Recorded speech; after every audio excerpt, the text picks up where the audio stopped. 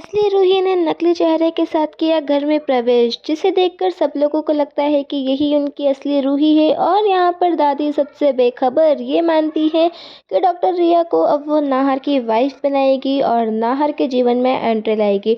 तो इधर घर में एक छोटा सा मोड़ आता है और यहाँ पर पापा जी आते हैं और कहते हैं कि एक बिजनेस ट्रिप के लिए नाहर को जयपुर से बाहर जाना होगा, जिसके लिए नाहर रेडी रहता है। लेकिन वो सोचता है कि उसके साथ कौन जाएगा। तो यहाँ पर नकली रूही बड़ी बेचैन होती है और कहती है कि और कौन जाएगा, बल्कि मैं जाऊंगी। लेकिन यहाँ डॉक्टर रिया, जो कि असली रूही है, वो भी चाहती है कि वो भी जाए, जिसके लिए दादी इंतज़ाम करती हैं और कहती है कि वो रेडी हो जाए क्योंकि उसे नाहर के साथ जयपुर जाना है। तो यहाँ पर रूही रेडी हो जाती है और रूही को देखकर नाहर बिल्कुल खो जाता है। अब देखना ये है कि ये खोया हुआ नाहर क्या नकली रूही में अपनी असली रूही को पहचान पाएगा।